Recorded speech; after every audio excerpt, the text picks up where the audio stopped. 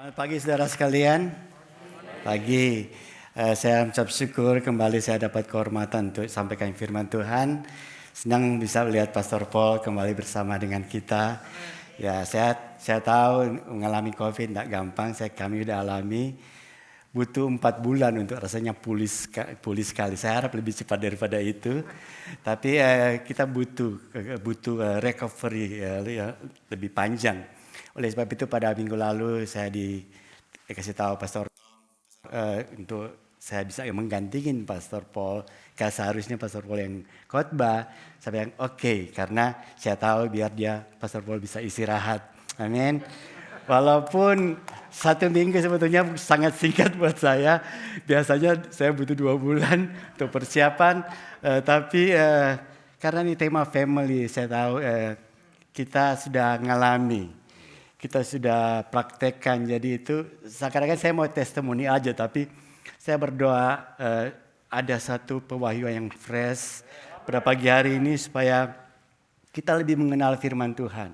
Ya, oleh sebab itu mari kita berdoa. Pada waktu 1 minggu ini sebetulnya saya tidak punya cukup waktu banyak untuk mempersiapkan, tapi Tuhan itu aneh. Setiap kali jam 3 pagi saya dibangunin. Jam 3 sampai jam 6 tidak bisa bangun, firman Tuhan bekerja terus, antena jalan terus. Tapi saya percaya karena saya melihat bahwa pada waktu saya mulai mempersiapkan keluarga, saya lihat ada satu urgensi. Jadi sesuatu yang penting yang kita harus tahu, dan saya nggak mau bahwa kita cuma sekedar pengetahuan, tapi saya mau pagi ini kita itu betul-betul mengalami sesuatu, mendengar sesuatu yang bisa memotivasi kita supaya kita lebih fokus bagaimana kita membangun family. Amin. Oleh sebab itu mari kita berdoa.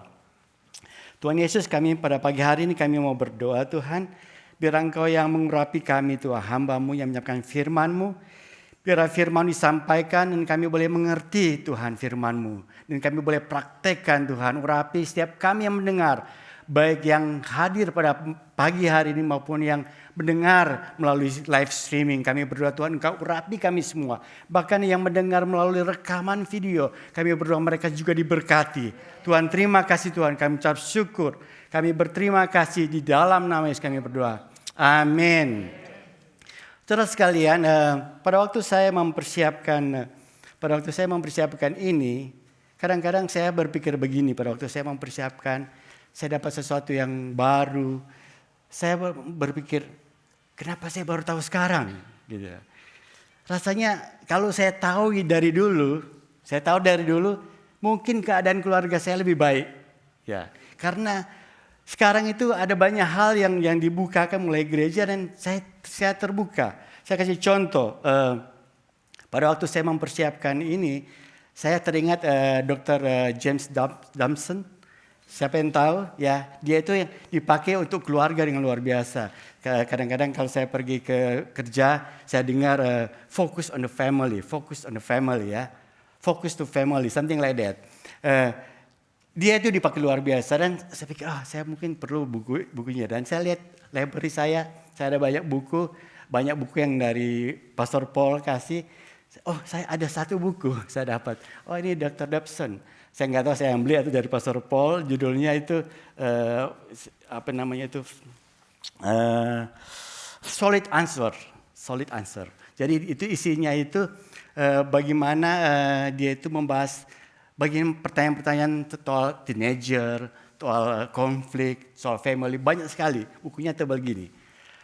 Tentu saja saya nggak punya waktu untuk membacanya karena waktu yang singkat. Tapi di dalam bab yang terakhir itu ada namanya itu ringkasan konsep atau prinsipal dari dia selama bertahun-tahun. Itu dia ringkaskan dalam kira-kira ada 117 statement. Wah, saya langsung aja saya lihat itu. Dan pada waktu saya lihat itu, wah ini statement-statementnya luar biasa. Saya sharing sedikit beberapa statement yang dia taruh, yang seperti ini. Values are not taught to our children. They are caught by them. Ini Google Translate ini. Nilai-nilai tidak diajarkan kepada anak-anak kita, mereka ditangkap oleh mereka. Saudara ngerti maksudnya? Kadang-kadang di dalam family itu kita tidak perlu ajarin. Anak-anak itu bisa tangkap dengan melihat. Maksudnya begitu. Kira-kira kayak gitulah. Every move we make directly affect our future. Setiap gerakan yang kita lakukan secara langsung mempengaruhi masa depan kita. Saudara, apa yang kita lakukan hari ini akan mempengaruhi masa depan kita. Oleh sebab itu, tahun-tahun yang lalu saya lihat, saya review, ada banyak hal-hal yang saya lakukan, bahkan itu menjauhi keluarga saya daripada Tuhan mungkin. Ada banyak waktu saya sibuk dengan kerja dan waktu dengan yang hal yang lain itu saya melakukan sesuatu yang efeknya itu ada. Oleh sebab itu hari ini kita mau supaya apa yang kita lakukan hari ini ada efek in the future. Amin. Ya ini kemudian berikutnya, every day that goes by without spirit training for your children is a day that can never be the chapter. Maksudnya setiap hari yang berlalu tanpa pelatihan spiritual bagi anak-anak Anda adalah hari-hari yang tidak pernah bisa terulang kembali. Ada waktu-waktu anak kita itu mendidik anak-anak kita itu kalau kita tidak hati-hati, tiba-tiba waktu itu berlalu. Ada waktu-waktu di mana kita itu sebetulnya itu ambil waktu untuk mendidik anak-anak kita. Nah, satu lagi.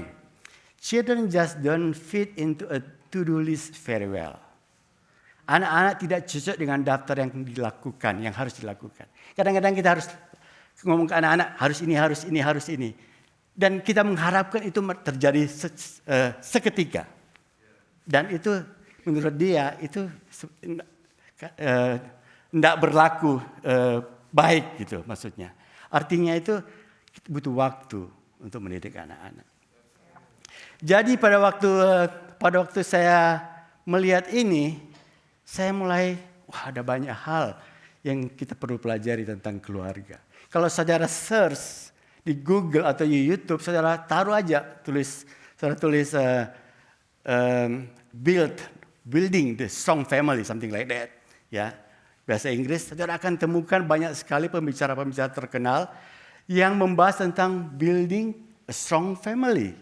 Ada pembicara-pembicara yang luar biasa, yang terkenal, yang saudara tahu mungkin. Mereka itu bahas luar biasa, ada banyak sekali.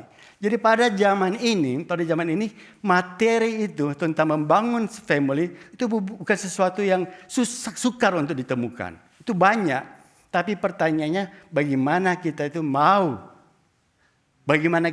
mencari, bagaimana kita mau mengerti, bagaimana kita mau terapkan dalam kita punya family. Amin. Amin. Jadi itu yang oleh sebab itu pada pagi hari ini saya nggak akan bahas tentang bagaimana. By the way, judul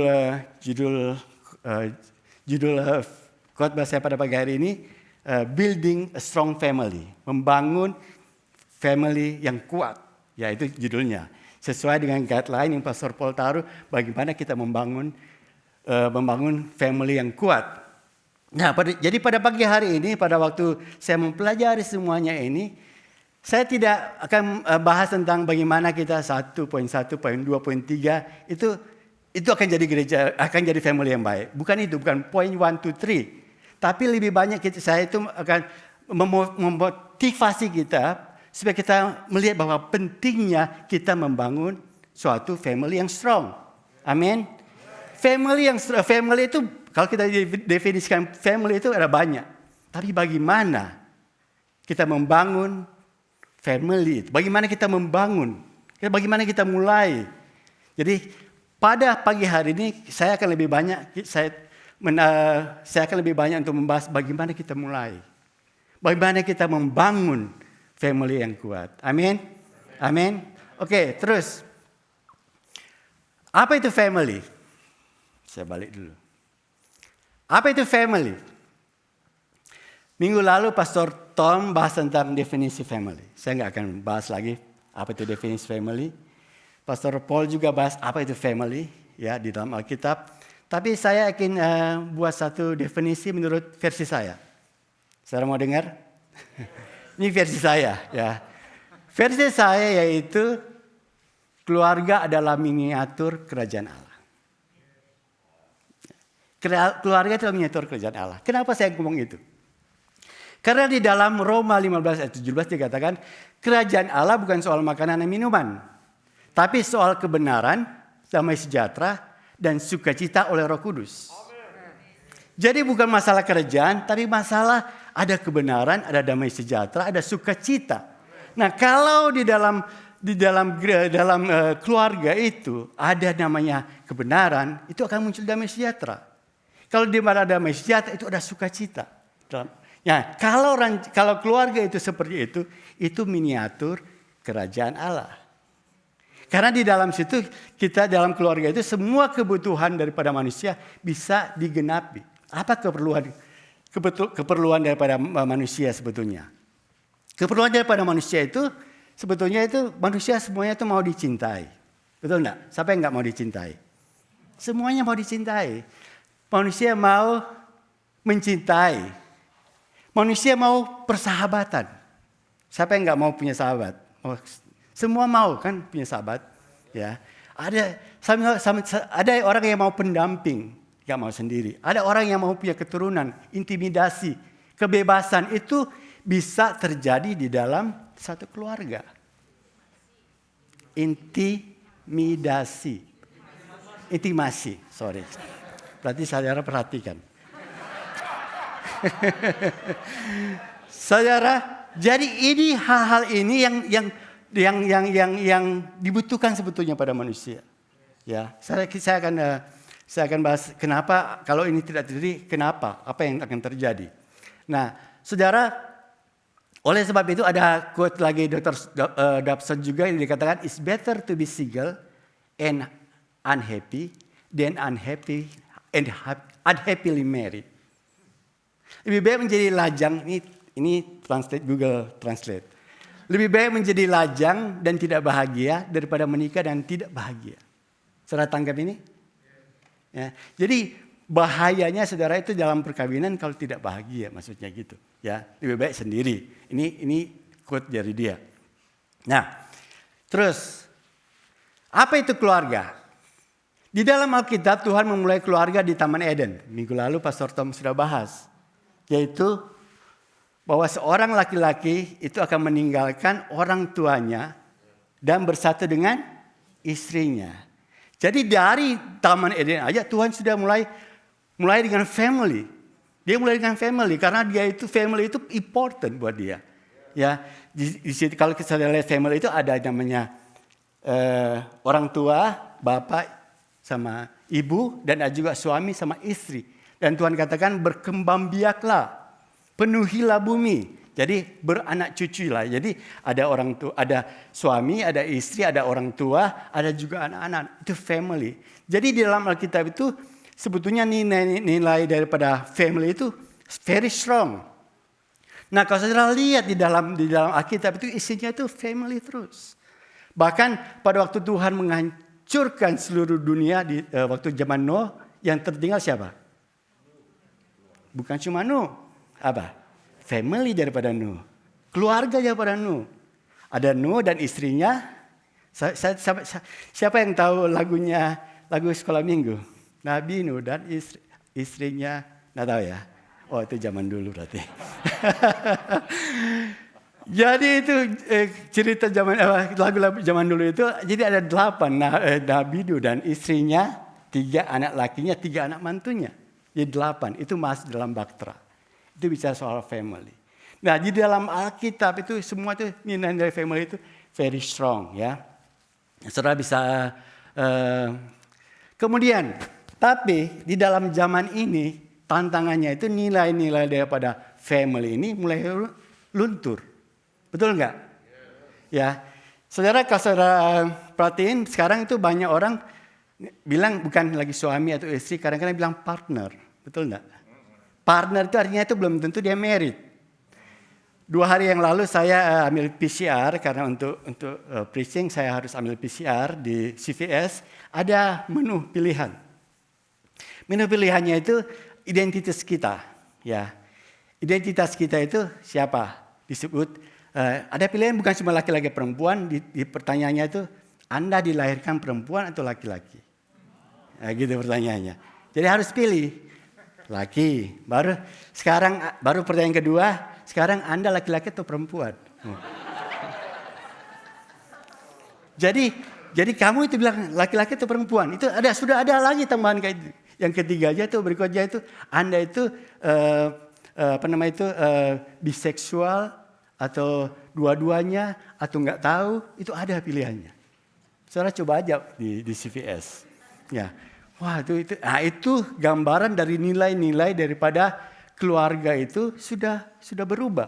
Kalau saudara lihat di dalam entertainment, mulai perlahan-lahan itu soal lesbian sama gay itu biasa. Saya suka nonton movie atau TV yang strong gitu. Salah satu yang saya suka itu Supergirl karena dia strong. Nggak ada Superman jadi saya nonton Supergirl. Nah, salah satu serinya itu sisternya itu gay, lesbian. Jadi biasa. Padahal dulu zaman di komik-komik kan nggak ada kan. Tapi ditambah gitu. Supaya itu biasa. Minggu lalu saya baru nonton Eternal. Siapa yang sudah nonton Eternal? Sama istri saya setiap Jumat kita sering dating, salah satu nonton. Nah, waktu kita nonton Eternal, salah satu hero-nya itu apa? Siapa yang nonton? Gay.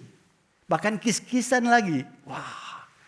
Setelah sampai istri saya bilang, oh my God, hampir semua dengar. Ya. Tapi itu nilai-nilai itu sudah mulai luntur. Ya. Dan keluarga itu di Amerika terutama saya pernah baca buku Spiritual Warfare ya manual.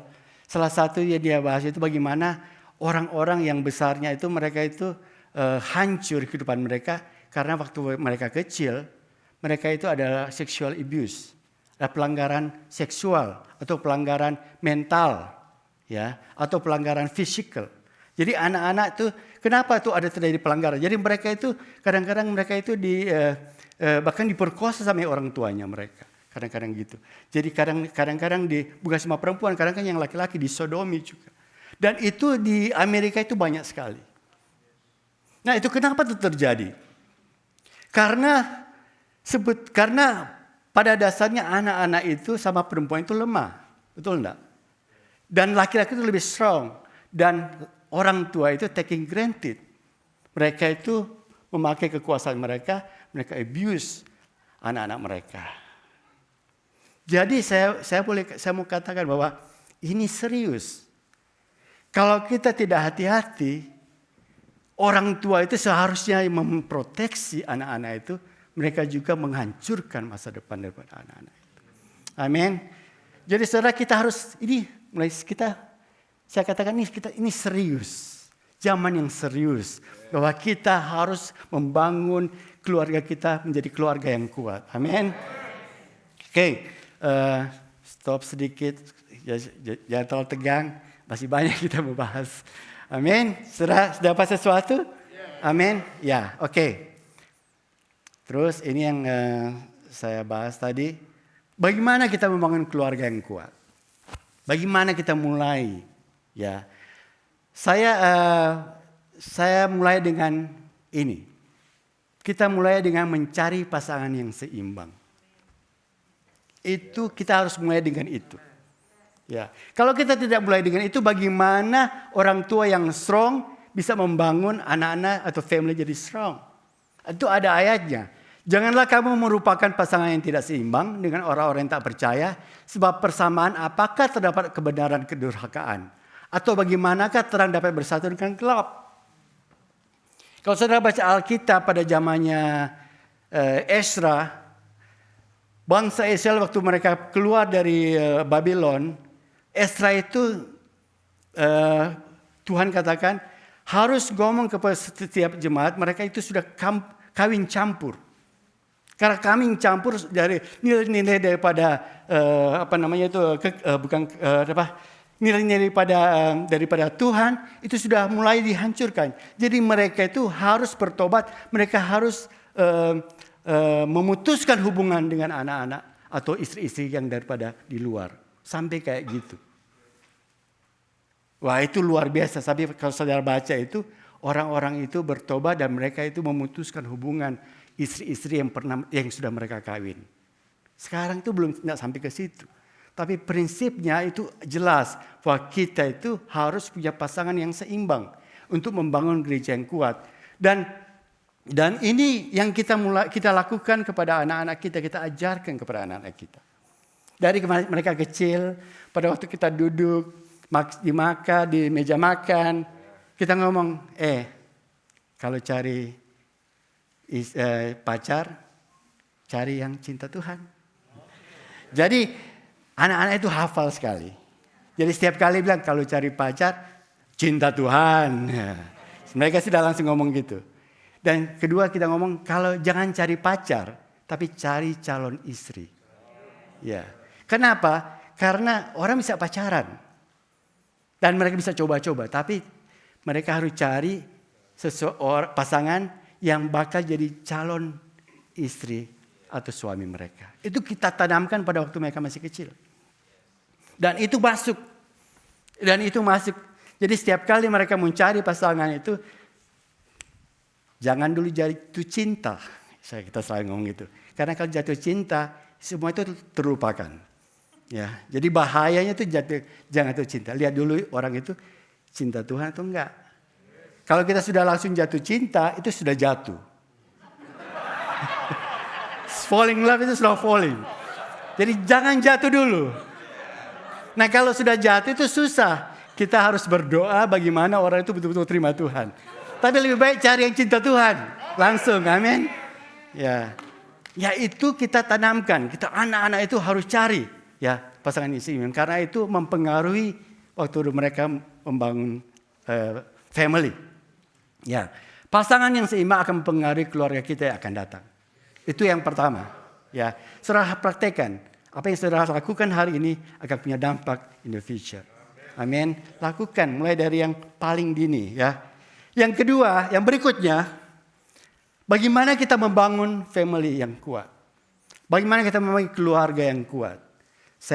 Kita harus mulai dengan setiap personil daripada anggota keluarga. Saya akan mulai dengan bapa atau suami.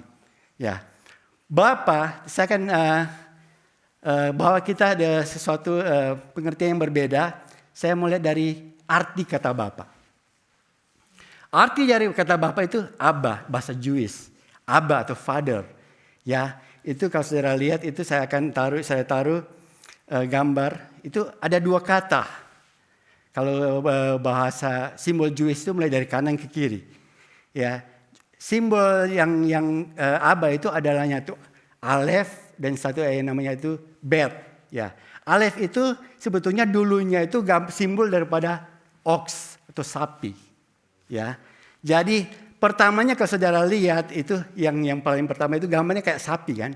Tapi setelah sekarang dimoderin, ya itu jadinya itu yang paling kanan. Ya, jadi yang paling kanan. Nah itu namanya itu Abba. Nah zaman dulu orang menulis something itu pakai simbol.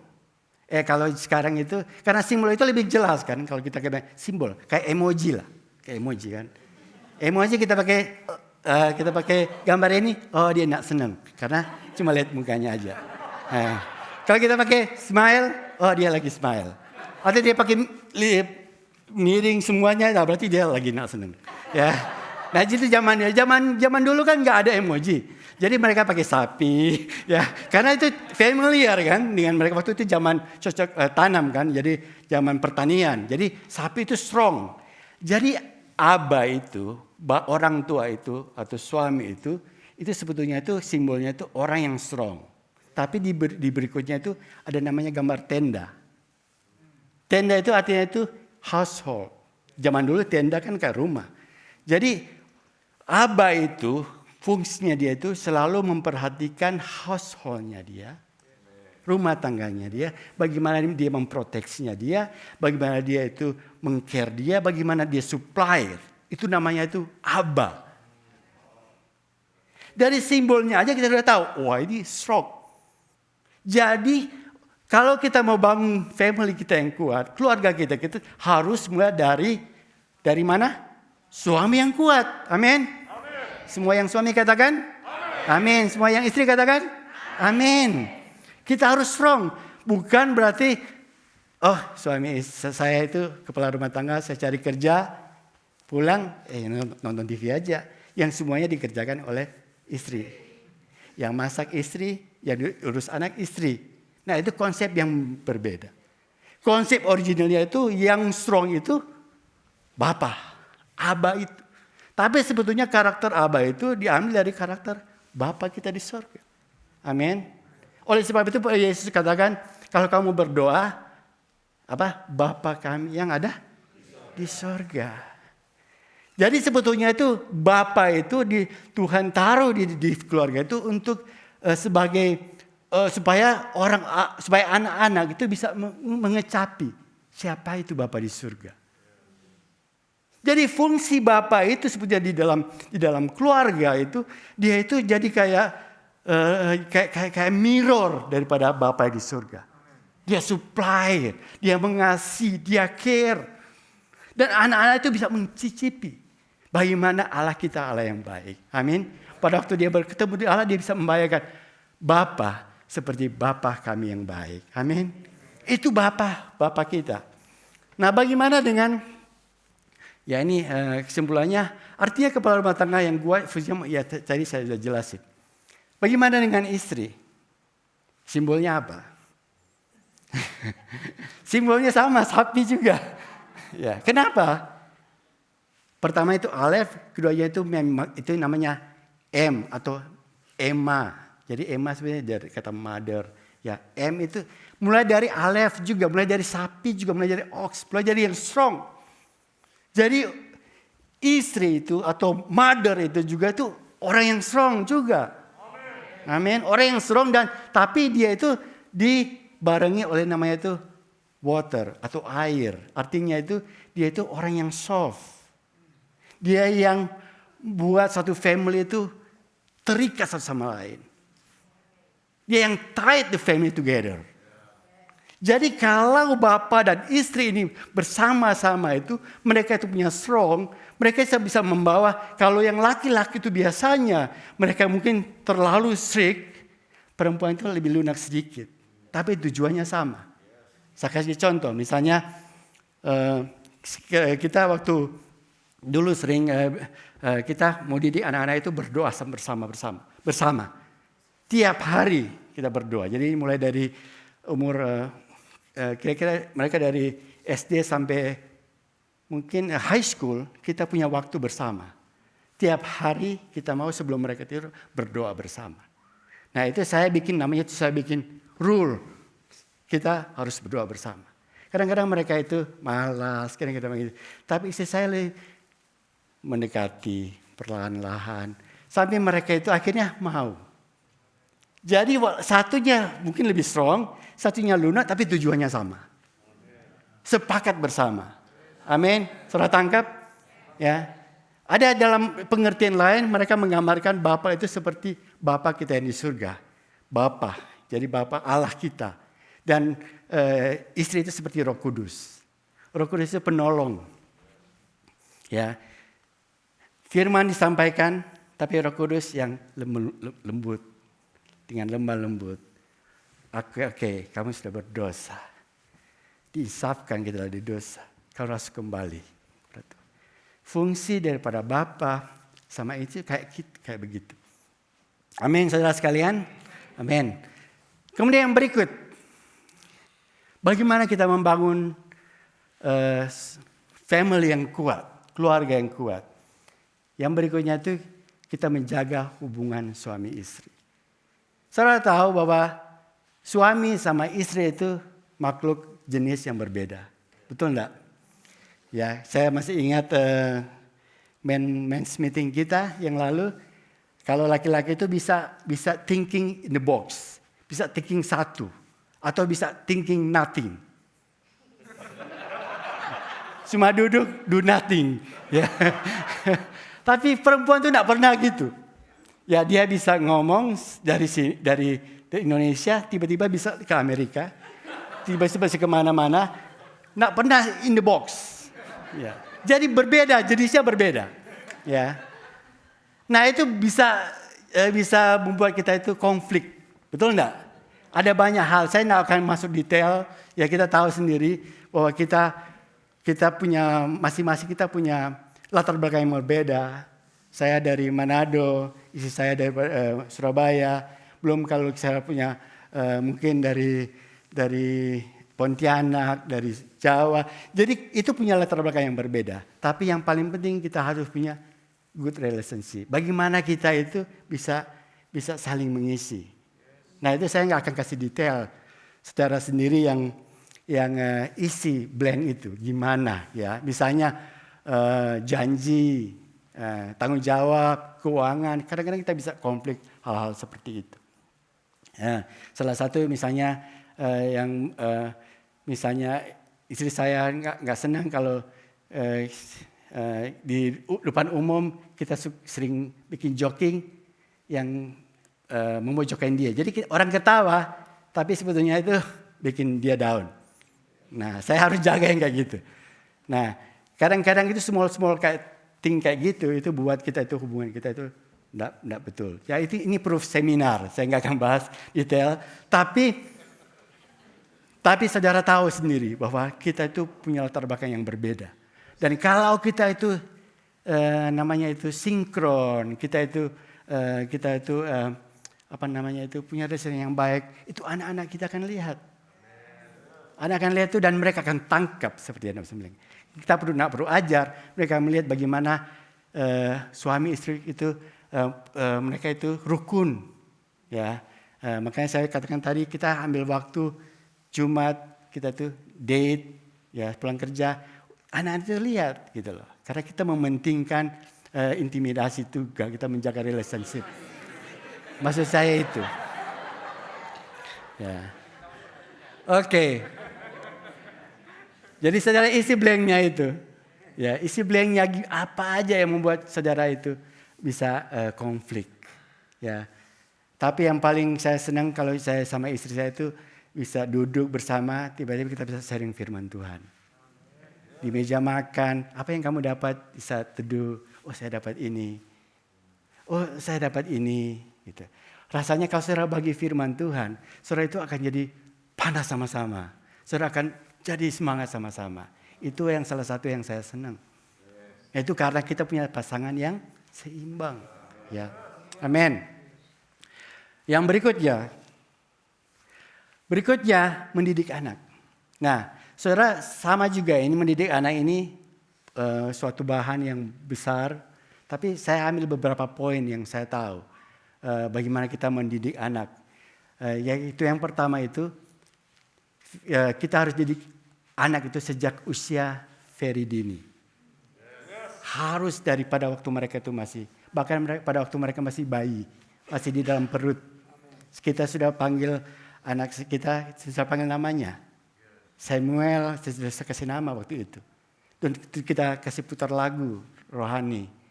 Yang supaya dia pada waktu dia lahir, yang teman-teman kita kata, oh ini yang Samuel.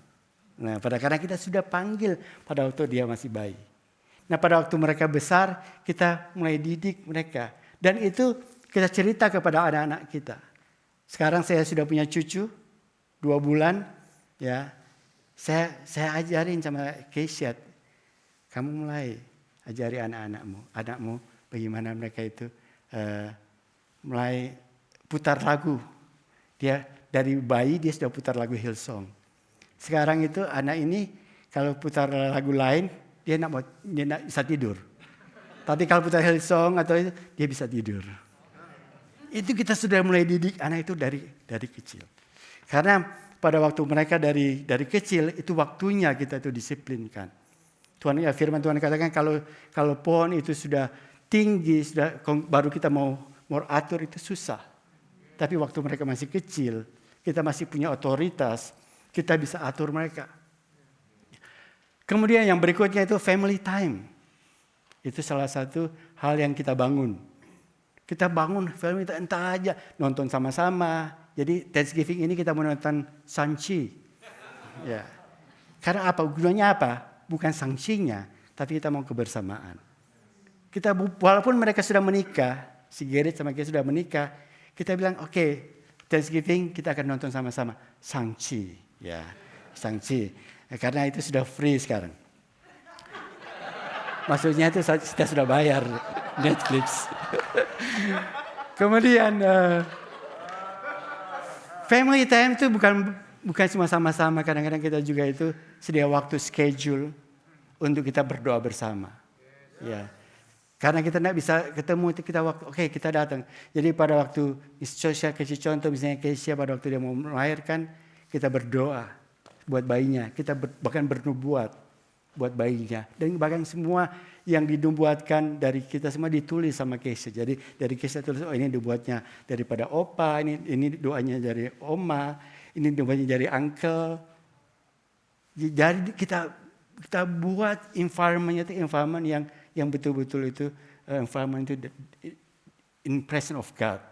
Itu yang kita dan tentu saja kita ada banyak hal yang jadi ini praktikal yang kita lakukan, bukan cuma rohani. Ya bahkan kita kadang-kadang main golf, main bowling. Kita main bowling sama-sama, walaupun nak kena enggak apa-apa. Yang penting sama-sama. Oke, yang berikut. Belum selesai. Jadi teladan. Setelah saya akan bahas itu, mereka catch up. Bagaimana kita itu fokus dalam ministry. Bagaimana care cell. Bagaimana semuanya itu. Anak-anak itu akan lihat. Kita tidak perlu ngajari. Kita kasih contoh aja. Mentoring. Saudara bisa mentoring. Saya mentoring anak saya yang paling kecil di IT. Karena dia IT. Saya berdoa supaya dia bisa kerja di tempat saya. Sekarang dia kerja di tempat saya. Tiap hari saya mentoring. Dia nak salah saya mentoring. Karena dia mau dia itu supaya dia di IT yang bagus juga. Ya. Jadi hal itu yang saudara bisa lakukan kepada anak-anak saudara. Kita mentoring mereka itu sampai mereka bertumbuh kuat. Karena kalau pohon itu sudah bertumbuh kuat, dia bisa berbuah sendiri. Amin. Saling care. Di family itu kita perlu care sesama lain. Karena tidak semua kadang-kadang mulus. Semuanya bahkan hal terjadi. Bahkan mereka melakukan sesuatu yang salah. Tapi kita care satu sama lain. Ya. Yang berikutnya, ini yang paling penting juga yang kita tahu.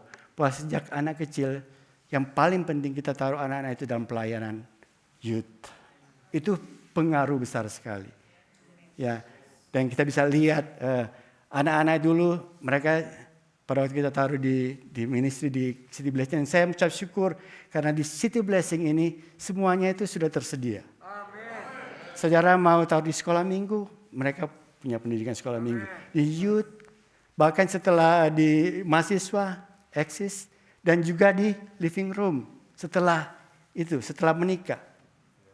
Kita punya fasilitas yang bisa membuat family kita strong. Dan saudara taruh aja. Seperti seorang pahlawan yang menaruh panahnya. Ya. Di mana itu kita yang taruh. Kita pahlawannya. Tapi anak-anak itu menjadi anak-anak mata panah. Kadang-kadang kita tidak bisa ngomong ke mereka. Tapi pada waktu di ministry, mereka lebih terbuka kepada leader mereka. Masalah mereka. Karena anak-anak muda. Dan itu penting.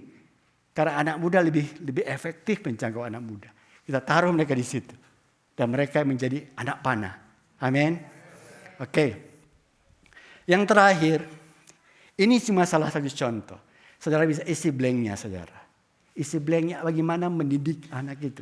Saudara search, saudara cari, saudara akan diberkati. Amin.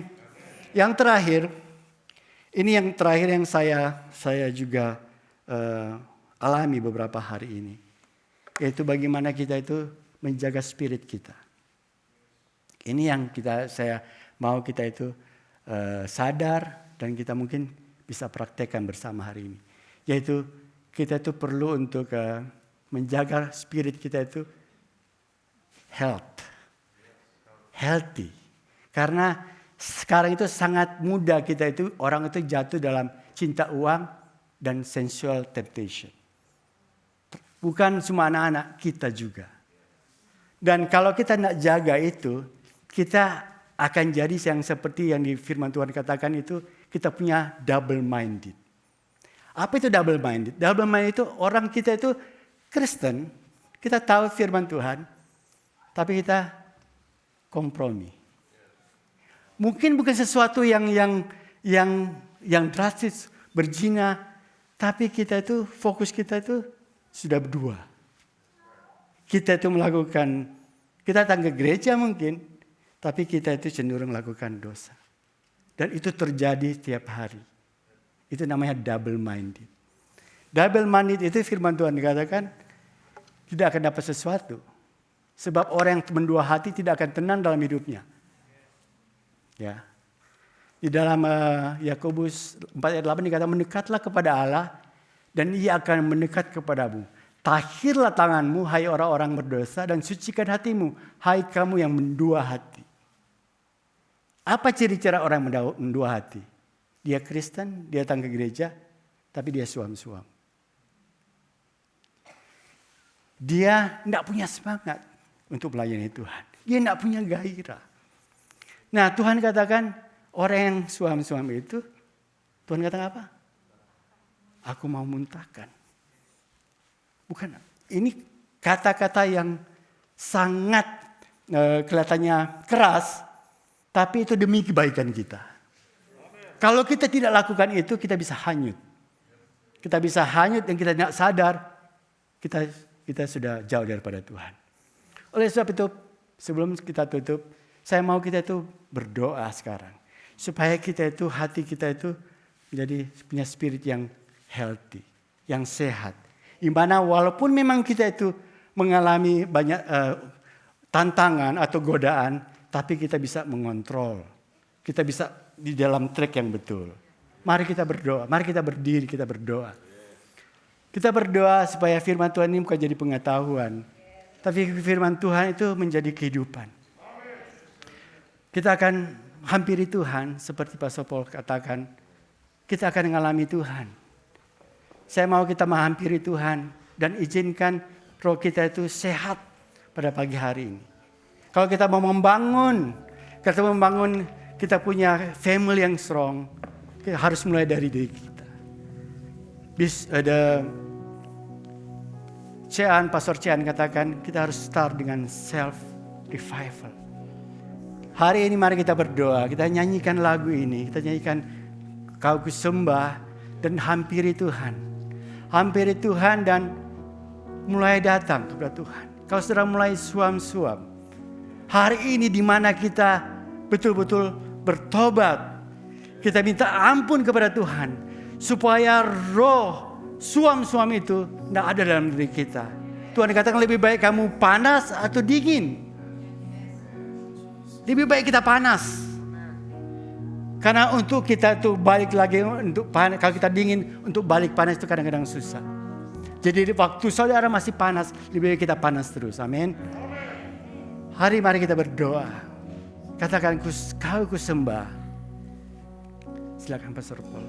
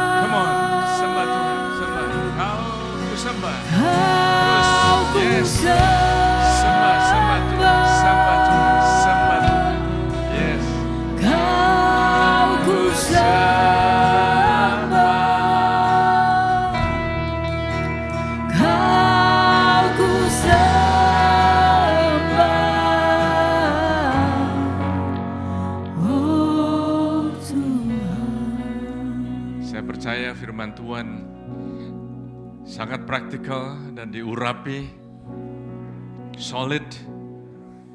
Firman Tuhan dibagikan untuk membangun kita semua. Firman Tuhan dibagikan supaya kita bisa lebih maju lagi. Tuhan mau supaya setiap kita mempunyai keluarga yang kuat. Setiap saudara menjadi orang yang solid, berakar di dalam firman Tuhan. Saya diingatkan sambil saya mendengarkan firman Tuhan yang disampaikan tadi. Saya teringat saudara, kalau saudara mau jadi dokter, Anda sekolah dokter. Kalau Anda menjadi lawyer, Anda sekolah lawyer. Kalau Anda mau berhasil di dalam investment, Anda belajar mengenai investment. Apapun yang Anda mau ahli, mau terampil, mau skillful, Anda belajar. Tapi biasanya ada orang yang menikah, nggak mau belajar mengenai keluarga. Nggak mau belajar bagaimana membangun relationship. Nggak mau belajar bagaimana hubungan suami istri. Nggak mau belajar bagaimana membesarkan anak. Bagaimana bisa kuat. Tadi Dani mulai dengan apa yang dia pelajari.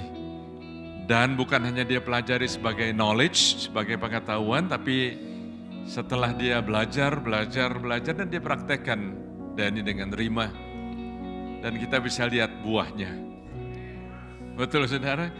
Kita bisa lihat buahnya. Dan saya percaya semua saudara bisa mengalami seperti yang Dani dan Rima alami. Amin. Kami mengucap syukur ya Tuhan untuk firman-Mu pagi hari ini. Kami mengucap syukur dan kami sembah Engkau. Kami berterima kasih ya Tuhan. Karena Engkau pakai masing-masing pribadi, setiap pribadi dan hamba-Mu berdoa saat ini. Karena saat ini saya merasakan ada beberapa saudara yang merasa tertuduh. Waduh, saya kok enggak sempat belajar. Aduh, saya kok waktu itu kerja terus. Saya tahu ada beberapa saudara, Roh Kudus singkapkan. Ada beberapa saudara yang dimana iblis mulai menuduh Anda. Di mana Anda rasa gagal, di mana Anda rasa, aduh saya miss ini, saya miss itu. Saya berdoa saat ini, tidak ada yang terlambat. Tidak ada yang terlambat. Roh Tuhan adalah roh yang memberikan penebusan. Dia akan menebus, dia akan memperbaiki yang salah. Dia akan melengkapi apa yang kita kurang. Dia akan memberikan kita hikmat sehingga tidak ada yang terlambat. Aku berdoa, aku tidak izinkan segala tuduhan, segala condemnation, segala di mana Anda merasa bersalah, Anda menyesal. No way. Mulai sekarang Tuhan bisa pakai saudara untuk memulihkan karena Roh Kudus bekerja melalui Anda. Terima kasih ya Tuhan, kami sembah Engkau. Berkati umat-Mu, setiap pribadi yang hadir di sini, setiap saudara yang join online. Berkati ya Tuhan, berkati dengan berlipat kali ganda, berkati dengan hadirat Tuhan. Dalam nama Tuhan Yesus kami semua berdoa. Amin. God bless you.